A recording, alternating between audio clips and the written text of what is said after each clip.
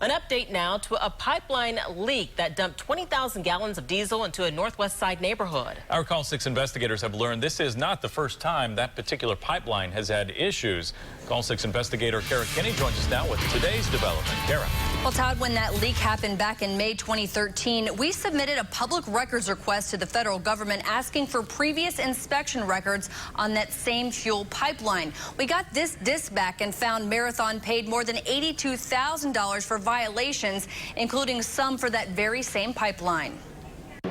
It happened May 9th at 56th and Guyan Road. 20,000 gallons of diesel leaking from a pipeline owned by Marathon, shutting down roads for several days as crews cleaned up.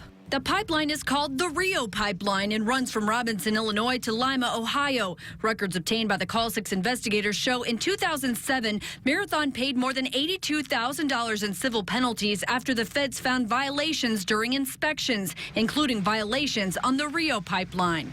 The feds cited Marathon for failing to inspect surface conditions along the Rio pipeline system, specifically in Carmel, Indiana. Quote, use of aerial patrolling was ineffective due to vegetation overgrowth. It's important that that right-of-way remain clear so that any oil spills coming from the pipeline are quickly observed. Steve Warley is a professor of mechanical engineering at Purdue University. He studies pipelines. So the oil company, their responsibility is to maintain the right-of-way so that, let's say, from air inspections or drive-by inspections, the inspector can easily see if oil is spilling, can tell when a problem has happened.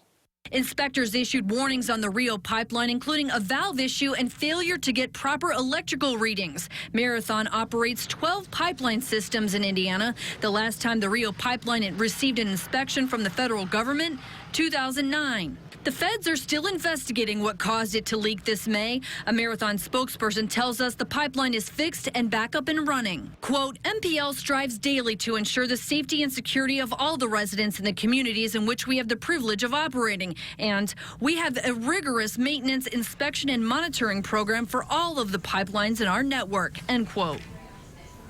The Marathon spokesperson says those violations from 5 years ago had nothing to do with the leak that happened earlier this year.